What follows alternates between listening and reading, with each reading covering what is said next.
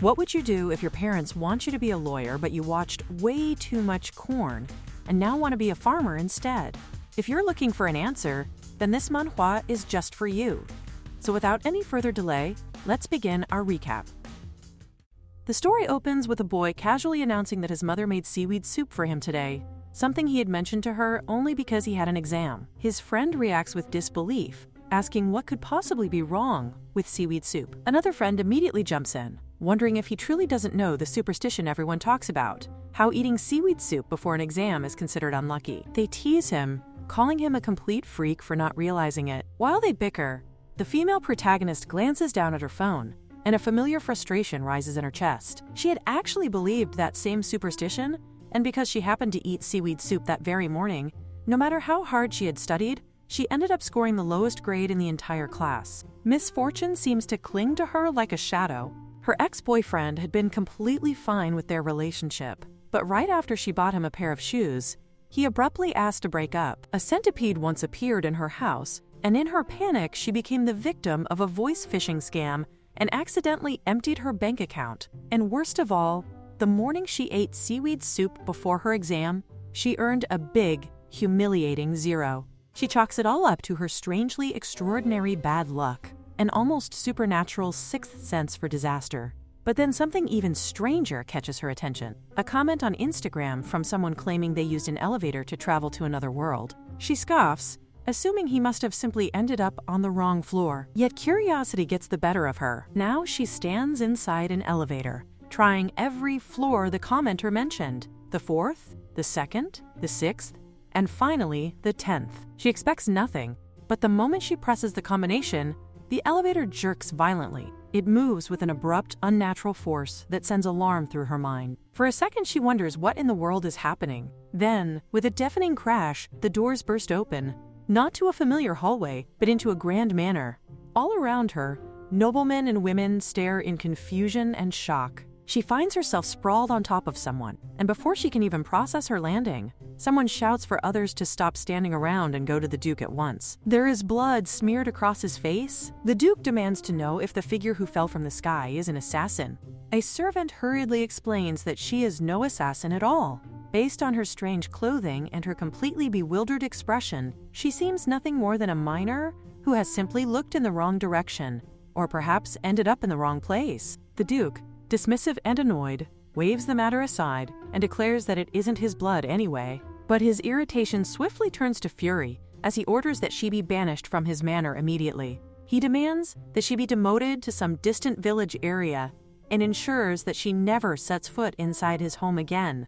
And just like that, from the very moment she arrives in this world, her fate is sealed. She is condemned to the lowest, most mundane existence it has to offer, a life of labor, dirt, and hardship. Yet Yoram, bewildered but practical, tells herself that it is not the worst thing that could happen. After all, she was never truly a maid in the first place, and she has far more urgent concerns weighing on her. She's literally fallen into an unfamiliar alien world and has no idea how to return. That fear presses down on her more intensely than any insult or demotion. Overwhelmed, she finally breaks down, shouting that she wants to go home, that she is terrified. Her tears spill freely, but they last only a moment, because her stay in this strange world is limited. She only has half a day. Exactly 12 hours later, she sniffles as her surroundings dissolve, and suddenly she is back inside the elevator, staring at a confused high school student who has just stepped in, someone who has no idea where she has been. She has finally returned to reality. She is relieved to have made it back, though the timing could not be worse. Still shaken, she promises herself she is never going to attempt anything like that again. Or so Yoram believes until freshman year arrives. That is when her desire to avoid studying becomes so strong that she escapes to the other world every single day.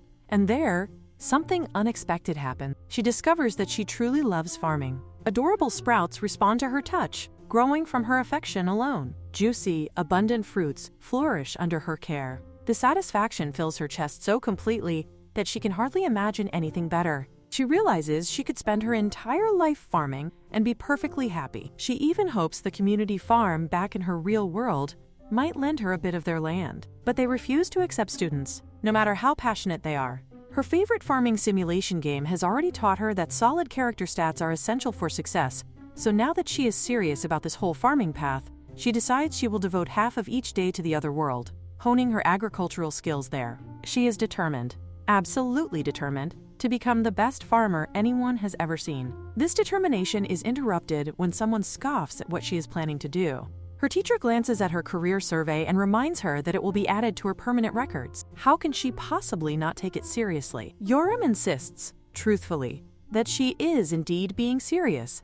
After graduation, she intends to move to the countryside and become a farmer. Her teacher only stares at her, asking if she truly believes farming is easy, and warns that if she does not redo the survey by tomorrow, she will be sentenced to bathroom cleaning duty. When she returns to the other world, she is still irritated that her teacher assumed she was joking. She completed that career survey with the straightest expression any human has ever worn. But if she writes something she does not believe, the teacher will accuse her of lying and tell her to stop pretending. She cannot stand that kind of teacher. Such a nuisance. Someone suddenly calls out to her, using the name Margaret. The word makes her flinch. That is the identity she goes by in this world. She turns to find Benita, her fellow farm worker. Benita explains that she had been calling her repeatedly, but she assumed Yoram's mother was too busy picking tomatoes to hear anything. Yoram still isn't used to being called Margaret, but she remembers exactly how she chose the name. Everyone in this world uses English names, and using her Korean one would raise suspicion. She had panicked, trying to think of something, anything, that sounded natural, and the name that popped into her mind happened to be written on the cookie she ate the day before. Margaret. She had introduced herself confidently, relieved that she had not taken inspiration from something disastrously embarrassing, like calamari chips. Benita informs her that Mr. Tom needs some tomatoes for a delivery to the royal family and has offered a higher price for them. If Yoram wants, she can come along. Yoram accepts immediately. With a bag full of tomatoes, so large it nearly towers over her, she prepares to head out. She sets the tomato sack down, believing this should finally be the last of the load. Benita watches her with gratitude and remarks that she has done an impressive amount of work. Thanks to Yoram, she didn't have to lift a single finger. Yoram assures Benita that she is always happy to help. After all, she once helped them sell their apples for twice the usual price, and tonight's dinner is on her as thanks. But before that, she plans to buy some seedlings she has been eyeing for quite a while. As she hurries along, she ends up bumping into a man carrying several boxes. He thanks her for preventing the stack from toppling over and explains that he needs to keep moving these boxes so he cannot stop to chat. Still, he warns her to be careful behind him. The brief encounter makes her pause. Not only is Mr. Tom unusually busy today, but so is the entire village. She wonders whether some special event is happening. Benita looks at her with mild disbelief and asks what she means. It is obviously for the upcoming event. She assumes Yoram must have no idea since she always leaves work exactly on the dot. In reality, it's less about punctuality and more about being forcibly yanked back to her real-world reality. Benita decides to explain properly. She begins by asking if Yoram knows about the Calico Kingdom, their neighboring nation. Within the next year, that kingdom and their own empire will be hosting a joint comeback tournament. The entire region is rooting for Nile the Warrior's victory, and a massive festival will take place tomorrow to pray for his success. Yoram can't help but wonder whether a person like that truly exists. Benita nearly gasps in shock. How could Yoram not know who Nile is? Has she not seen his face plastered across the village? Benita reminds her that although she has only lived here for a year, this is information she absolutely needs to know. 2 years ago, a red dragon appeared, plunging the nation into chaos and flames. The Empire and its forces tried desperately to suppress the beast, but the situation seemed hopeless. Even the royal family was preparing to abandon the capital in search of safety. Then, just when despair reached its peak, Nile suddenly appeared. He defeated the dragon swiftly, saving the Empire from destruction. It took him less than an hour to subdue the creature, and even now the dragon responds only to him. Yoram attempts to calm Benita down, but Benita is far too overwhelmed with admiration. In the presence of their country's celebrated hero, even a souvenir keychain becomes significant. She tries to hand one to Yoram, insisting that it is only because of Nile that they can farm peacefully on this land at all. Yoram silently thinks that if everyone is this obsessed with him, he must indeed be an exceptionally talented warrior. Still, it has nothing to do with her, and she chooses not to dwell on it. The narrative shifts, focusing on the image of Nile once more. The view tightens, the picture sharpening again and again, until it reveals a modern-day high school student. His name is Doyan, although in this world he is known as Nile the Warrior. If he possesses one defining trait beyond his strength, It is his extreme susceptibility to superstition. Unfortunately for him, he has no idea that the very same supernatural phenomenon affecting Yoram is also about to affect him. The national hero of the Rakata Empire is only 15 years old when he single-handedly subdues the dragon that once threatened the nation 3 years earlier.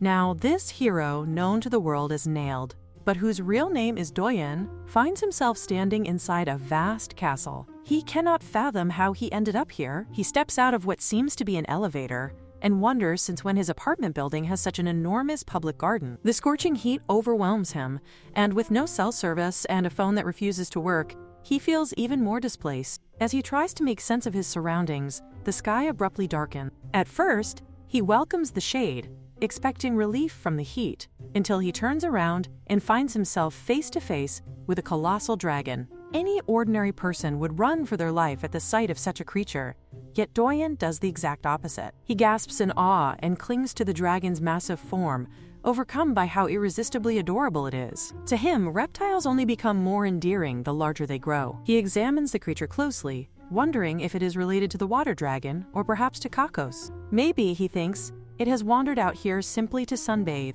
Tropical fauna, after all, require regular exposure to sunlight. Doyen's passion for reptiles is precisely what once transformed him into a hero, and that instinct now takes over. He laments that his parents never allowed him to adopt a reptile, even though he has always wanted one. Gently peeling a sausage, he offers it to the dragon as a snack. Suddenly, a group of armed individuals rushes onto the scene. One of them drops his weapon in astonishment, proclaiming that their long-awaited hero has returned. They insist that he has effortlessly extinguished the flames that have tormented their land for 2 years. They kneel before him, praising him as their great savior. Doyen tries to explain that they are misunderstanding everything, and that this is his first time here, but the knight leading them only grows more exuberant. They celebrate his sudden arrival, convinced that he has defeated their formidable foe the moment he stepped into their country. If not their hero, they argue, who else could he possibly be? This, they proclaim, is the bravest warrior alive. After 12 long hours, Doyen finally returns to his own world and vows never again to be transported to another realm. Yet, one thought refuses to leave him. The dragon was impossibly adorable.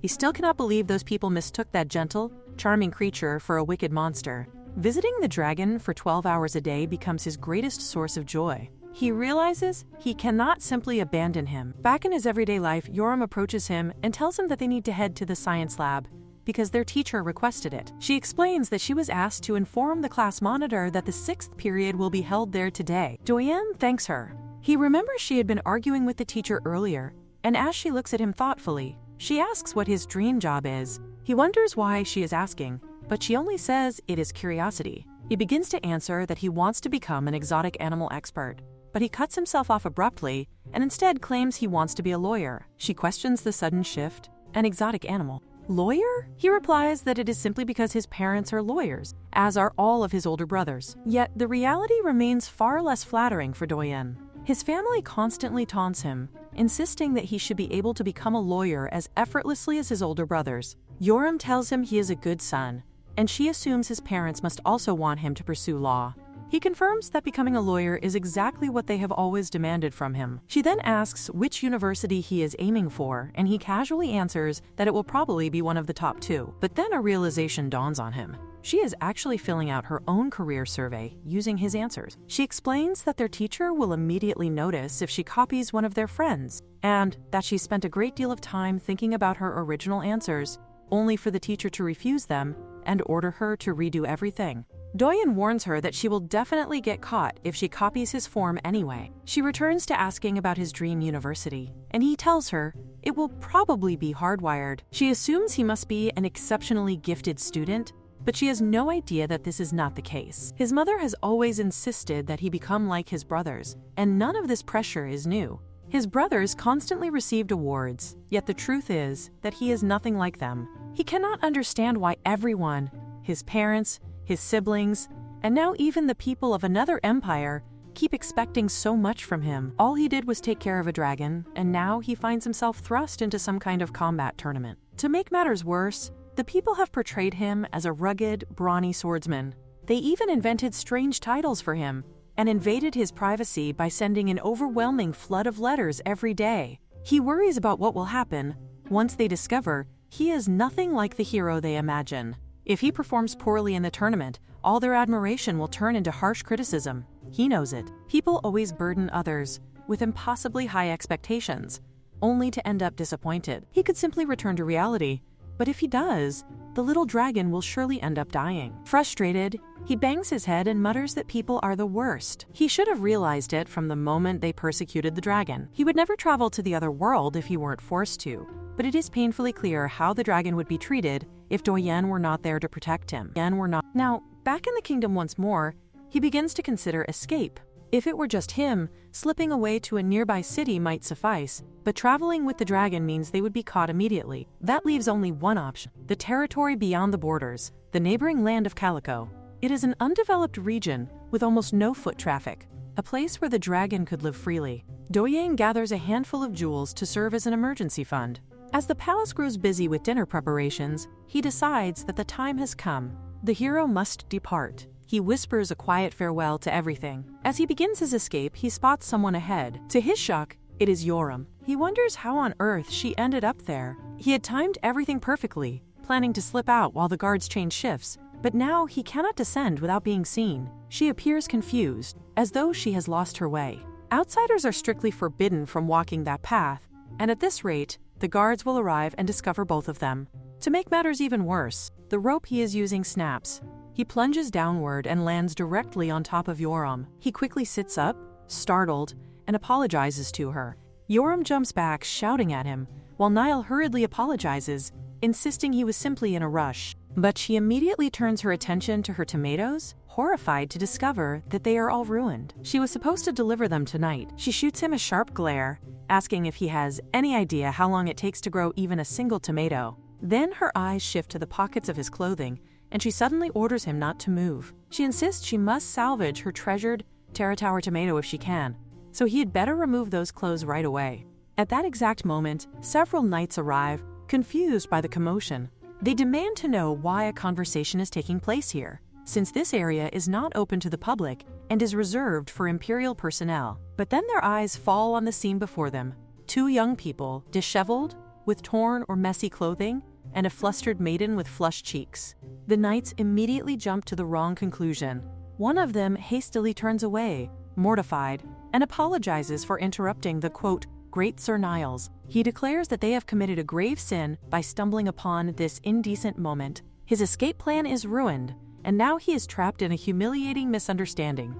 Yoram calls out again, wanting to settle the cost of the ruined tomatoes. Niall hands her a gold coin, leaving her stunned as though she has just struck the jackpot. He adds that since they are unlikely to meet again, he will personally clear up the misunderstanding with the guards, so she does not need to worry. Yoram gives him an enthusiastic thumbs up, saying it is completely fine. She trusts anyone with such a charitable heart, because money brings happiness. Fortunately, he still has plenty of time before the combat tournament. The next day, the entire city buzzes with gossip as newspapers sensationalize the newest scandal surrounding Niall the hero.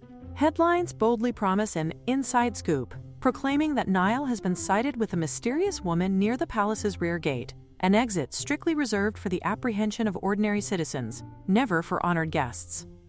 The article insists that the numerous pieces of jewelry found in his bag were gifts for his secret lover. Niall stiffens as he stares at the paper, frustration rising like a flame. A candid photograph paired with a completely fabricated story. He has no idea who concocted such drivel, but he recognizes immediately that he must straighten out the misunderstanding before it spirals further. Yet, the moment he begins imagining the situation, he realizes how hopeless it appears. No matter how he turns it around in his head, every explanation seems to cast him as a villain. He desperately searches for a plausible narrative and finally lands on one far from perfect, but perhaps the least disastrous. He imagines telling them that the woman is his fiancée, someone he hired to keep their relationship discreet, because he feared rumors would make her uncomfortable. He envisions claiming that he could not wear his official palace attire while sneaking out to meet her, and that the jewelry truly were gifts for her after a long separation. It is a flimsy story,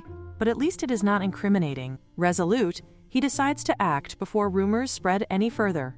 Meanwhile, at Charlotte Manor, the Duke is nearly trembling with anticipation. He has always detested Niall's noble facade, the way the hero parades righteousness while the Duke believes he is anything but. And now he learns that Niall has allegedly been meeting a common woman behind the public's back. It is too perfect an opportunity to ignore. One of the Duke's men assures him that the information is reliable. He witnessed the pair himself, a lady of simple origins who had come to the palace to deliver ingredients. The Duke's delight blooms instantly. If Niall has offered such a convenient opening for disgrace, then it would be discourteous, almost rude, not to exploit it. He commands his household to locate the girl featured in the article and extend the warmest possible welcome. As the Duke, he declares, it is his solemn duty to honor the beloved of the hero who saved their empire, and to make sure that the news of her identity reaches every corner of the city. The very next day, a knock at his door announces new developments. His servants report that they have found the girl he requested. She is a farmer tending crops in the Duke's own territory. However, there is one complication. The Duke dismisses the concern immediately, noble or common. A woman's status is irrelevant to his plan. He orders them to bring her before him without delay, but the maid clarifies that the issue lies not in the girl's station. If he recalls correctly, 2 years ago, a young maid had been demoted after accidentally falling on top of him in a mortifying mishap. Duke Charlotte, sole Duke of the Empire, rises from humble origins to become the most formidable man in the realm. With the king's unwavering trust and no crown prince to overshadow him, he once stood first in line for the throne. But everything shifts the moment that trust fractures into two. Unlike the Duke, who has never hesitated to soil his hands for power, Niall the hero maintains an immaculate reputation, winning the affection of the people and slowly becoming a thorn lodged deep in the Duke's side. And now, a supposed secret love affair emerges, an opportunity the Duke views as a once-in-a-lifetime opening. His plan is elegant and merciless: tarnish Niall's flawless reputation and simultaneously forge a bond with the hero's lover, hoping to uncover Niall's greatest weakness. Yet fate twists cruelly. The woman in the article is none other than her, the girl he personally demoted to servant status 2 years earlier, back when she still worked in the palace. As she stands before him, he prepares himself to witness the rightful bitterness etched on her face.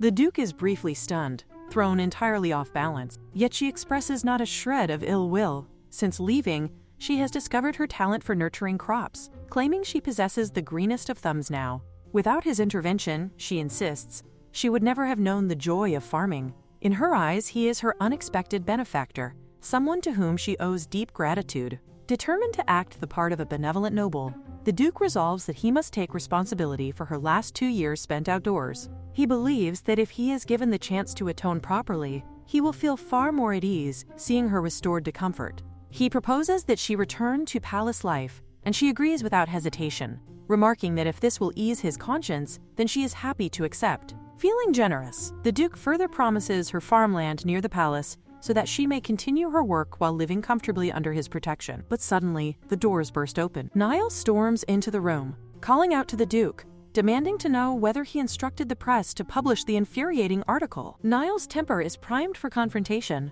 until his voice falters, until his expression shifts the instant he sees the girl standing beside the Duke. Shock overtakes him as he tries to make sense of her presence in the manor. The Duke greets him coolly, remarking on his lateness and wondering aloud whether Niall always keeps others waiting without apology. Before she can speak and clear away the misunderstandings gathering like storm clouds, Niall rushes in with a desperate explanation. He insists that she is flustered only because the Duke summoned her without warning. She stares at him, bewildered, unable to grasp what point he is trying to make. Niall, growing increasingly agitated, silently pleads for her understanding, as though his entire plan is unraveling before his eyes. The Duke observes Niall with a raised brow, noting that the hero appears far more flustered than the woman does. Yet he dismisses the matter with a wave of refined indifference. What truly matters, he announces, is the delightful news: the young lady has agreed to return to the palace. Niall's throat tightens at the revelation, a hard gulp betraying his panic, but he manages to extend his hand toward her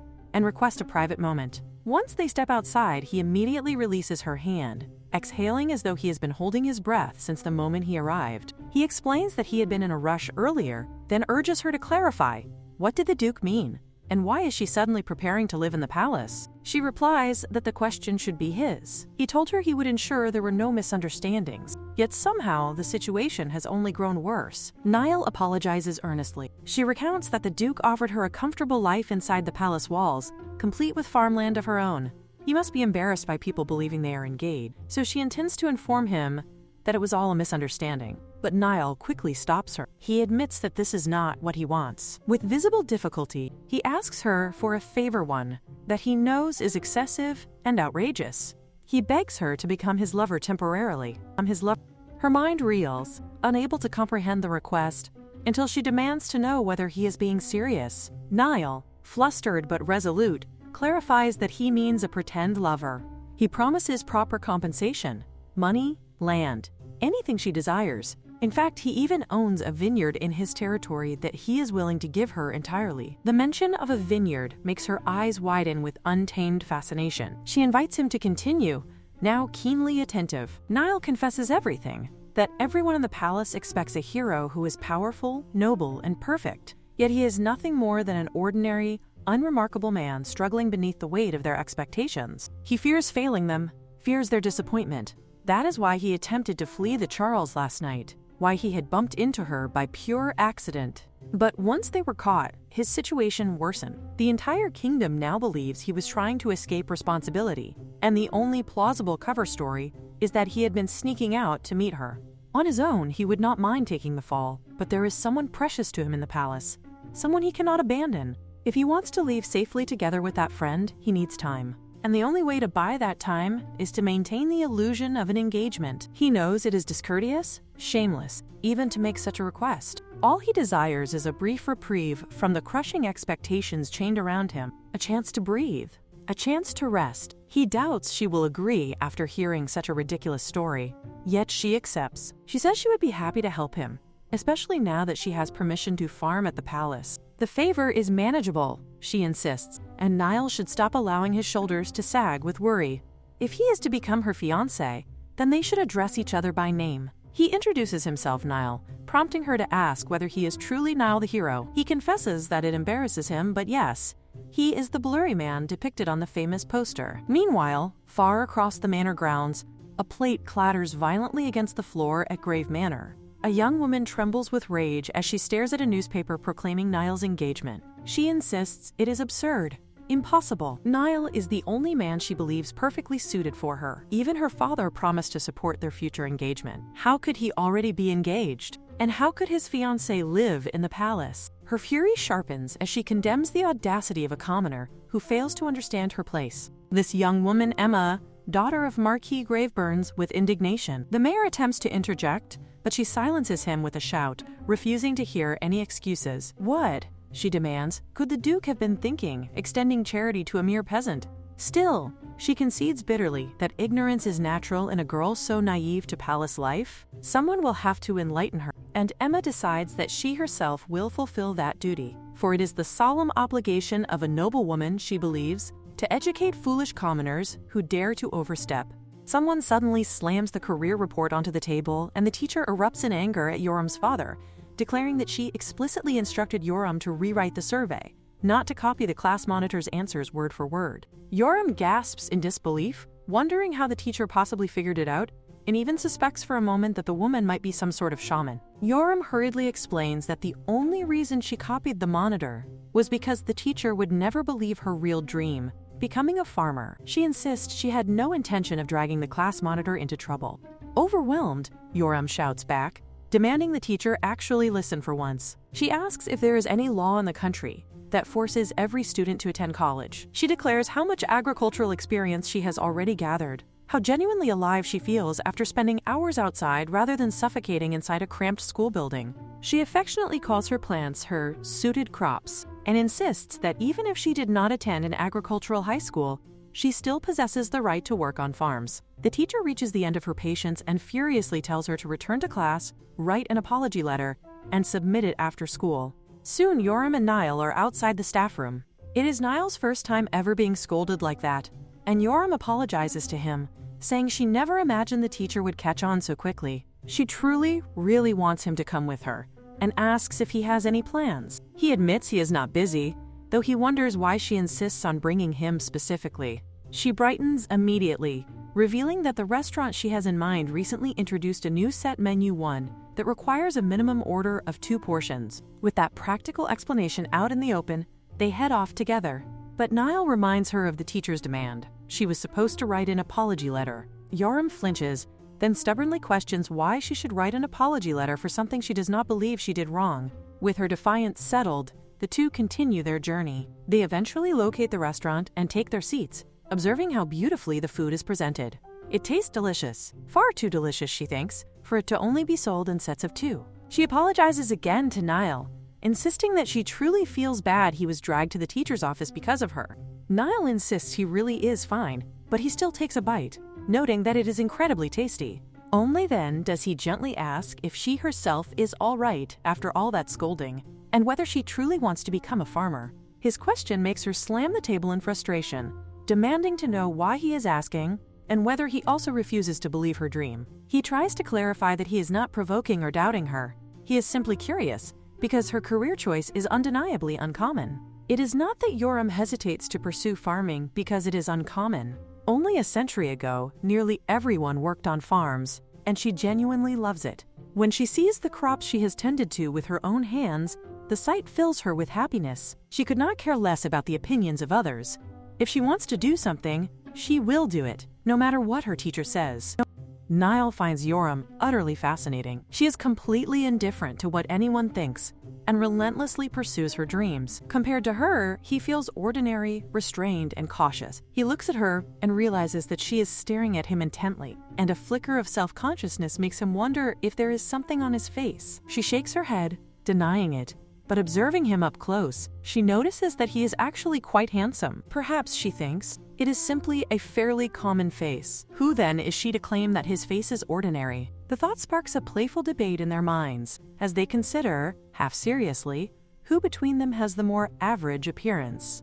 After their minor skirmish with dessert flying in every direction, the two of them realize they should probably leave the restaurant before things get messier. Once outside, Niall politely bids the lady running the restaurant a good evening. He reflects inwardly that, by sheer coincidence, he happened to come along with Yoram, but aside from the rare moments he spends with the dragon, he cannot recall the last time he had so much fun. She smiles warmly, telling him that if he truly enjoyed it, he should do her a favor and forget about the awkwardness of the visit. Niall hesitates playfully, but promises he will think about it. He mentions that he should be going and will see her again tomorrow. Yoram agrees, noting that she should get home as well, and they exchange a brief, cheerful farewell before stepping away from each other. Later, fate brings them together once more, and they are both surprised to see each other in the same place. At the exact same time, they exclaim in unison that they live in the same building. With no other choice, they decide to walk together, eventually reaching the elevator and pressing the same button simultaneously. Turning to face each other,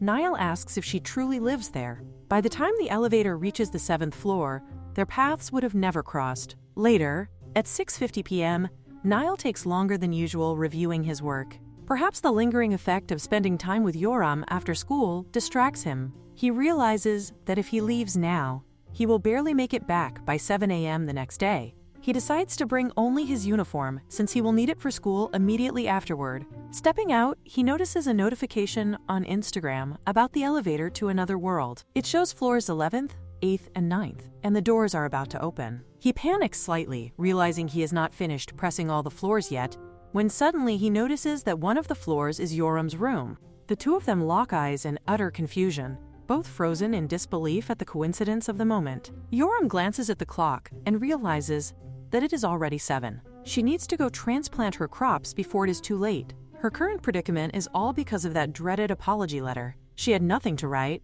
and now she is running late. She resolves that she will simply change when she gets there, likely ending up in the palace bathroom, which is where she lost track of time. The elevators complicate matters further. She knows she will have to wait, especially around dinner time, when demand is highest. She decides that she should leave as soon as she can. As the elevator doors are about to open, she plans to turn first to the corner, but then she notices Niall standing right in front of her. For a moment, she wonders why he is there, and then it hits her. He is her neighbor. Flustered, she tells him that she just remembered she left something at home and that he should go first. She protests vehemently, insisting he should get going. Aren't they not busy? They can't ride the elevator together. He reassures her that he is not busy and that they are already here anyway. In truth, he knows he will have to go down with her and then get back on the elevator alone just in case. Yoram insists that he really does not need to wait, warning him that it might take a long time. He calmly replies that it is no problem. Her mind starts spiraling as she struggles to think of a proper excuse for her delay. Flustered, she blurts out that she has to poop the next day. A ridiculous explanation, but it is the best excuse she can think of. She slams the elevator door closed and internally scolds herself, thinking she is a complete idiot. Meanwhile, at the Grand Library of the Recruiter Kingdom, Niall ponders his next move. Except for the undeveloped forest he had mentioned earlier, there is nowhere in the Empire for a dragon to hide. His head is already spinning, but now there is also the reality of Yoram living next door to contend with. He keeps running into her seat partners, weekly duty partners, PE test partners, and after each encounter, he cannot stop thinking about her. The thought of bumping into her again in the elevator, especially while he is dressed in his awkward night attire, makes him anxious. Yoram suddenly calls out to him, breaking his spiraling thoughts. She approaches him and calls his name, making him startle and remark that she literally scared him. She explains that she actually wants to ask him something. She wonders if he would mind if she started a garden in the empty lot in front of their rooms. Niall teases, thinking that perhaps she plans to erect a large statue of him there. He reassures her that he does not mind. He then asks whether Charlotte had not promised to prepare farmland for her. She clarifies that she has already transplanted all of her crops to the farmland he provided yesterday, and the plan is already set in motion. Nearby, a dragon resides within a tower, and its presence is unmistakable. Yoram can hear the scorching fire of the dragon's breath whenever it becomes thrilled, and from the telltale scents and traces of char, she surmises that something exciting must have burned just yesterday. Her own crops, tragically, were reduced to nothing but ashes. Yet she reassures him, insisting that it is not his fault. Still, her mind cannot help but wander to a whimsical fear that her corn, once so carefully tended, might have turned into popcorn. A fleeting thought crosses her. Perhaps she may never savor popcorn again. Yet she quickly shakes off the concern. After all, it is ultimately not such a grave matter. As she contemplates planting fresh seeds, her attention is drawn to an empty lot directly in front of their rooms. The balance of the lot lies slightly further from the tower, allowing her to tend her crops without the looming threat of dragon fire. She inquires politely, and he assures her without hesitation that she is free to use the land as she wishes, grateful that she has been his lifesaver. His apologies are profuse, though unnecessary, and he welcomes her to make use of the plot whenever needed. Curiously, she begins to observe him more closely, noting an odd familiarity in his features. He wonders aloud if something is amiss, prompting her to clarify that it is nothing, only that his appearance reminds her of someone she once knew. Naturally, he is far more handsome than the memory he evokes, and with that, she excuses herself, gathering her gardening tools. He stands there, utterly stunned, fixated on the striking resemblance to his own face, as if seeing himself reflected elsewhere. When Emma learns that Yoram is establishing a garden in front of Niall's residence, she is struck by disbelief. It seems almost inconceivable that Niall would allow such kindness to a commoner, especially when he had once vowed to keep that land empty forever, even declining her generous offer to erect a golden statue in its place. Yet now, he entrusts the land to a commoner, one who dares to cultivate it with diligence. Emma muses that it seems some people cannot abandon their habits, even after entering the palace, as farming had been Yoram's solitary occupation before this new chapter of her life. The palace ladies are equally flabbergasted. They whisper among themselves, bewildered that such a humble, unassuming girl has become Niall's fiancée. One observes that a noble should take no more than a single lady, and yet Niall's choice is Emma. The ladies debate the situation. Is it not the responsibility of a noble to educate a commoner, to teach her awareness of her proper station?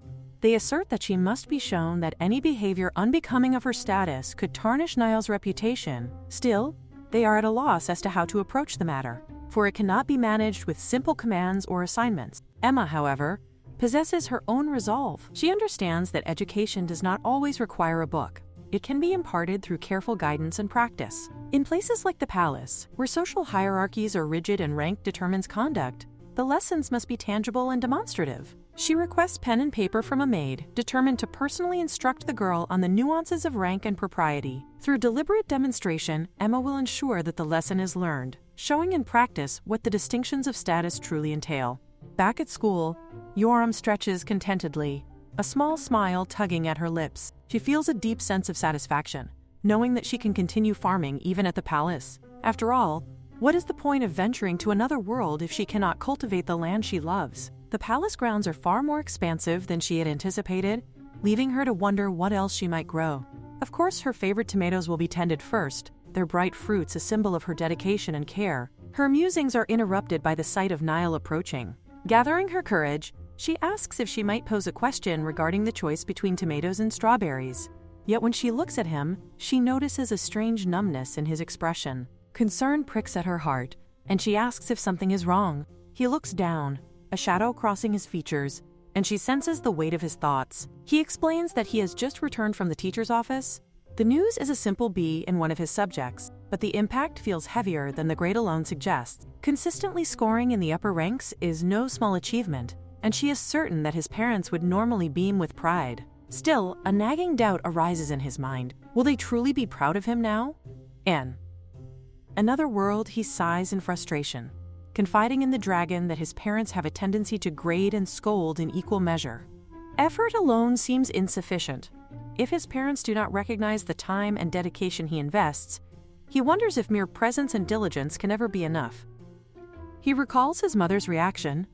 Upon learning he received a B, she had expressed disappointment that cut deeper than any grade could. His father's children had always earned straight A's, winning awards in a myriad of academic competitions. His mother's words echoed in his ears. If he hopes to attend a top university, he must do more, and yet she remained disappointed in him. The weight of expectation presses heavily, yet there is no one to absolve him, no one to offer a reprieve. The next day, class is dismissed, and the female protagonist emerges from the store, delighting in the sweet treat of ice cream. Unlike the world they had come from, this realm offers a rich variety of flavors, a comforting indulgence she savors as she debates which to choose. Her attention is drawn to Niall, who sits alone, the weight of yesterday's frustrations still etched on his face. Without hesitation, she approaches him, pressing the cold ice cream against his. He flinches at the sudden contact, eyes widening in recognition.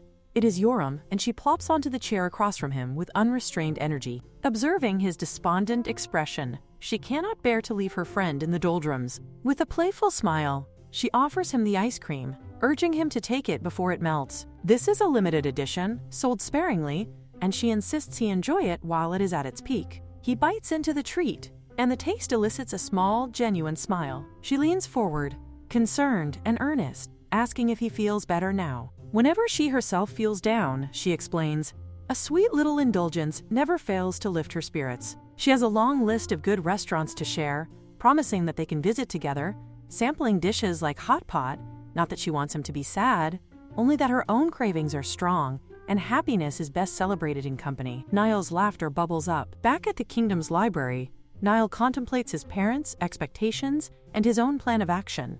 Nothing has changed, yet somehow, the world seems less oppressive than it once did. A door swings open, and the palace reveals its familiar splendor. The butler greets Niall warmly, relief in his voice, exclaiming that Niall has arrived on time, a worry finally laid to rest. The butler's eyes flicker to Niall's attire, curiosity mingling with amusement. Today, Niall is expected to make a grand entrance, and his casual dress seems wholly inadequate for the occasion. Confused, Niall questions what the butler means, and the explanation arrives swiftly. Today is the grand banquet hosted by Duke Charles. Niall realizes too late that he should have paid closer attention. Dressed as a commoner, he doubts he possesses a proper ball gown or attire suitable for the palace occasion. Around him, the festivities unfold in opulent grandeur, guests mingling and enjoying the sumptuous banquet. An announcement calls the crowd to attention, heralding the arrival of the esteemed Sir Niall. At the Graves Manor, Emma carefully selects a necklace and a pair of earrings, each piece shimmering brilliantly against her poised figure. Every accessory complements her appearance perfectly, accentuating an elegance and allure that seems innate to her. Even if a commoner from a nearby village were to dress in similarly luxurious attire, it would be a futile attempt, akin to placing lipstick on a pig. Emma's obedient elegance, coupled with the wealth and power that radiate from her, ensures that anyone standing beside her would pale in comparison. She anticipates with subtle satisfaction the humiliation that might befall those who dare to measure themselves against her presence. Back to present. The person who embraces him is Emma herself. She questions Niall about his tardiness, revealing that she has been waiting for him since the banquet began. Niall, in turn, inquires if she has seen Jorma. Emma replies uncertainly, admitting that she has no idea what Jorma looks like or whether she has arrived yet. Yet, when it comes to Jorma, she cannot help but speak with a condescending undertone, suggesting that the girl, hailing from a commoner background, may not even possess appropriate attire and might have neglected her preparations due to the demands of farming. She muses that perhaps she should have offered assistance to the humble girl, feigning concern while quietly looking down upon another lady. Rumors circulating about Jorma's family, allegedly taking the lead in arranging her engagement, seem to explain Emma's dismissive demeanor. The Duke, aware of this context, understands why she behaves in such a manner. However, Jorma, whom Emma derides as a mere commoner, is in fact a carefully considered piece in a larger game, and the Duke harbors no ill will toward the Grey family. Still, he notes that Lady Emma could have selected a more appropriate time and place for her condescension. He assures her that Jorma has nothing to fear. As the host of the banquet, he has ensured that she receives the best treatment. The Duke has sent his personal, exclusive tailor to prepare her garments, sparing no care in ensuring her appearance befits the occasion. He views it as a small courtesy to honor the fiancé of the nation's hero, and he hopes Emma will appreciate what is to come. The lady invited by the Duke serves a deliberate purpose, to reveal Niall's true feelings, and in such circumstances, a bit of poetic justice seems only fitting.